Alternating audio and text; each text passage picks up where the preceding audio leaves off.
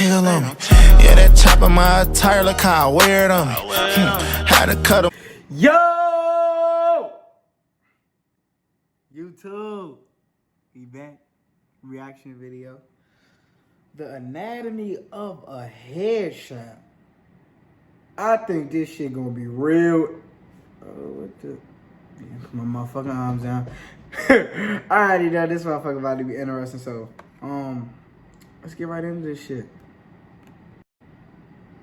This video was voted for by patrons of Questions for Science. You already know what happens when someone is shot in the head. Get what you fucking deserve! I don't know what happens when somebody shot in the head. You stupid. Alright, what the fuck? They die. On the surface, yes, a headshot is a fatal wound, but beneath the gory reality, there's a lot that goes on when a bullet enters a... He just blew that nigga brains out. What the fuck? Questions for Science. You already know what happens when someone is shot in the head. Get what you fucking deserve! They die. On the surface, yes, a headshot is a fatal wound, but beneath the gory reality, there's a lot that goes on when a bullet enters someone's skull. First things first, in terms of firearms, we're talking strictly pistols and rifles, not shotguns, because a shotgun to the head is pretty self-explanatory. Let's start at the firearm, shall we? When a bullet is fired from a pistol or rifle, the bullet travels through a rifled barrel. A rifled barrel has grooves in it that cause the bullet to spin. When this spinning bullet penetrates the skull, its rotating motion flings cranial tissue outward. Tissue then expands to about 12.5 times the diameter of the bullet, but is only stretched for about 5 to 10 milliseconds and then shrinks back down to normal size. For instance, a .22 caliber bullet. Yeah, I know Abraham Lincoln got shot in the motherfucking head, but he got shot like it came through and the motherfucker was stuck in his eyeball. I'm gonna try to put a picture in, but they said bullet was motherfucking stuck, like right here. He was alive for a little bit. If he was like, if that would have happened in today's society, he would have lived. It's the crazy part. That's what they said. I'm just talking. Let me shut the fuck up. Produces a wound of 2.7 inches. A .38 caliber bullet creates a 4.4 inch wide wound, and a .45 caliber bullet creates a 5-inch wide wound. Though it's very short, the expanded cavity does a remarkable amount of damage to the skull. This wound creates a vacuum effect, causing air to rush into it, making the cranial cavity expand, causing secondary fracture lines that spread out from the wound. Most fractures occur at soft locations, like the temples and orbital plates behind the eyes. The higher power the firearm, the more secondary fracturing of the skull, especially at more thick and hard locations like the front and back. Speaking of high-powered, what factor do you think contributes to making a bullet more damaging to the human body? Its length, its velocity, or its weight? I have no fucking clue. Answer is velocity. To understand why, let's look at this equation. I mean, but the logical answer would have been velocity though, because like the speed of a bullet is crazy. Like you can't even physically see how fast a bullet goes. For For kinetic energy. In this case, the kinetic energy of a bullet is equal to the weight of the bullet times its velocity squared divided by the gravitational acceleration constant times 2. This may seem like a lot, especially if... That's why I ain't like physics class. I hated fucking physics class. Mr. Smythe, we cool as shit. I did not fucking that class, oh god.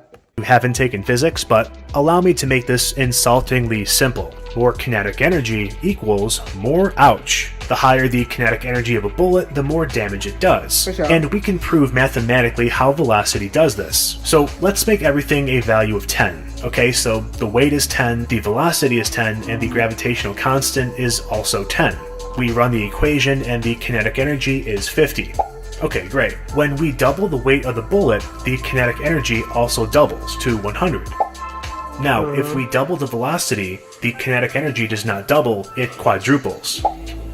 When there's more kinetic energy, there's just overall more damage. We're talking a stronger pressure wave through the skull, more external gases going into the... I know what this look like. It look like this nigga. That's not funny. But y'all know that y'all ever seen a nigga with the head like it's had more secondary fracturing and even splitting of the skull itself. This is why rifles are more lethal than pistols, not because of the weight, but because of the velocity of the round. Now, let's look at what happens inside the skull. When the bullet punctures the skull, it creates an entrance wound, about the size of the bullet. If it exits the skull, it creates an exit wound many times larger than the bullet itself. This happens in nearly all mediums a bullet passes through, whether it be plastic, metal, wood, or bone. I gotta stop pausing the video, but if your shit looking like that, your shit out of there. Your shit is out of there. This is because as the bullet passes through the medium, it creates a shockwave in front of it which widens. Additionally, the bullet may rupture or mushroom, increasing its surface area. As for the interior of the skull, the bullet causes the bone to bevel. The best way I can illustrate this process of beveling is with a piece of Swiss cheese. This side of the cheese is where the bullet enters, and is very clean and small. This side is where the bullet exits and is very wide and flared out. This flaring chips pieces of the skull and launches them into the brain, causing more damage. Once in the brain, 3 things can happen to the bullet. 1, it can slow and stop. If it loses enough of its energy when it pierces the skull, it will stop in its path inside the brain, probably at the other end of the skull. 2, it passes cleanly through, or 3, it ricochets. Yup, I heard somebody told me something about that. Like if you get shot, it bounce around inside you. That's fucking crazy. I heard about that. Ricochets inside the head. Of the 3, the least common is the 3rd, accounting for about 20% of all bullet paths. If the round was fired from a high-powered rifle, it will most likely pass through. If it's fired from a pistol, it will likely stop in the brain or ricochet. Also, interesting fact, most skull ricochets aren't like this, where the bullet bounces off at an angle. Though it does happen, but not frequently. In the majority of ricochets, the bullet follows the round groove of the skull. The skull is actually very strong, and the bullet, having lost so much energy passing through, simply glides along the groove, sometimes sitting just beneath the scalp. Finally, what happens to the brain in this whole ordeal? Well, it's bad. The brain is a solid, inelastic, and incredibly soft organ. Unfortunately, these properties do nothing to reduce the damage the brain receives from a gunshot.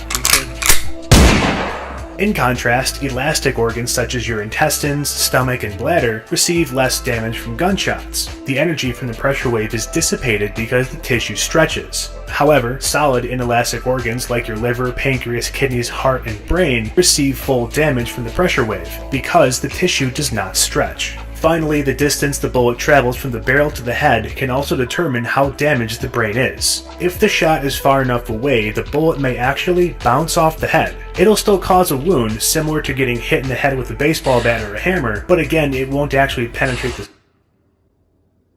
fuck is this nigga practicing? skull, but will still do severe damage. Of course, these shots are well over 100 yards away and are from low-powered firearms like a pistol or a .22. Contact shots, on the other hand, where the muzzle of the firearm is placed on the victim's head and then fired, turns the brain into a literal pulp. This happens for 2 reasons. Firstly, the bullet has the highest velocity when it strikes the skull, delivering the most energy possible. Remember this equation? Secondly, the hot expansive gases that are behind the bullet follow it into the wound. These gases then expand in the victim's brain, pulpifying it, as well as causing the skull in some cases to split open. It's a very graphic video. All this being said, believe it or not, headshots are not 100% fatal. On average, they're 90% fatal given the right circumstances. 90%? 90%? Bitch, your ass is dead. In my next video, I'll discuss how and why some people have managed to survive a headshot and still live to tell the story. Yeah, I'm gonna have to watch that video. Also, recently a lot of you have been asking me what my background is in, and I work in immunodiagnostics, which is really fun. But being a scientist... Nigga, fuck your background. Nigga, fuck is you talking about? I don't fuck about your damn background. But I might have to watch the other video about people surviving after getting shot in the head, because I told y'all Abraham Lincoln could have survived if we would have had the technology back then. But y'all just ass up out of there. But hope y'all enjoyed the video. Very educational video, if I would say. But let me know in the comment section if y'all want more of these, and I'm out. Who snake the snakes, I call them niggas slither. You gon' get it if I think you with it. You better not like a picture.